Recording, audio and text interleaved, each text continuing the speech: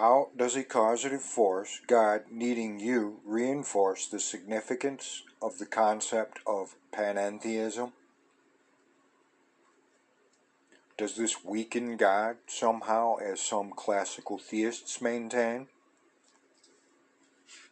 Is God weak because he may decide to change in one way or another? If a causative force is truly omnipresent, then you would be located within God, the causative force. The question then becomes, would an entity as vast as a causative force allow something neutral or negative to exist within her awareness?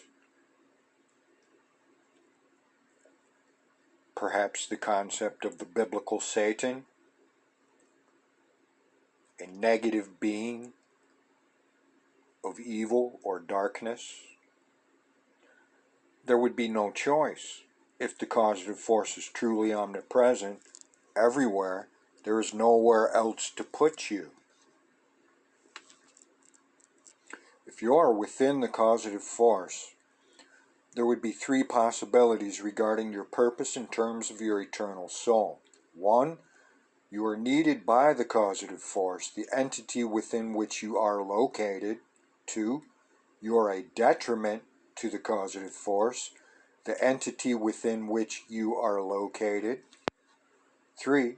Your existence has not affected the causative force within which you are located. You are a neutral substance tolerated by the causative force. And in many ways, this is what classical theism, in fact, does. Under panentheism, the question is, does the causative force or God need you? In other words, would your existence be one that contributes to the causative force within which you exist in a positive manner, a neutral manner, a negative manner, or any combination of three? Of these could be a possibility, but any of these possibilities still leads to the basic concept that you somehow, in some way, affect the causative force. Even being a neutral element to a causative force is significant, for that implies a recognition of your existence. You do indeed exist. Taking up space, taking up a portion of the actual awareness of a causative force is in itself significant. Logically speaking, however, if the causative force, God, has the vast powers, knowledge, and presence that modern-day religions profess, it does not seem logical that it would tolerate something existing within it if that item had no meaning. The universe, as complex as it seems, and your existence within that universe tends to imply that you must have some form of significance.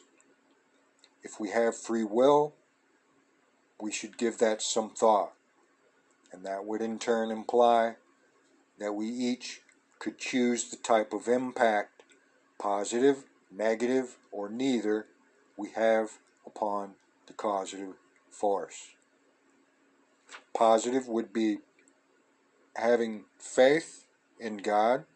A negative would imply perhaps you have no need of God, you don't think that God exists, and perhaps in atheism. Or neither would be having perhaps a neutral or an agnostic worldview. The type of impact that we may have upon the causative force herself, which would explain the conditions on planet Earth at this point in time, because all three exist. It's not all positive. How does panentheism help us understand what life is? Complete omnipresence, Panentheism helps us to understand that life is not just possibly important. Life is important. Life is significant. Panentheism implies that living our lives actually impacts, changes the causative force. Most classical theists would disagree because to them, God being unchanging, immovable, impassible, and such. Panentheism does not tell us if the impact we have on the causative force is positive, neutral, or negative. Effects may tell us this, however. What impact or what cause do you have upon God? Do you accept, reject, and in turn become accepted or rejected? Christ said, "Whoever confesses me before men, to him will I confess before my Father in heaven. Whoever denies me before men, to him will I deny before my Father in heaven." Simple enough.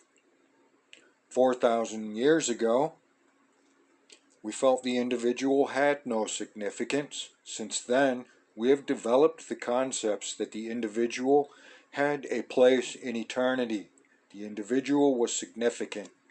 Hinduism.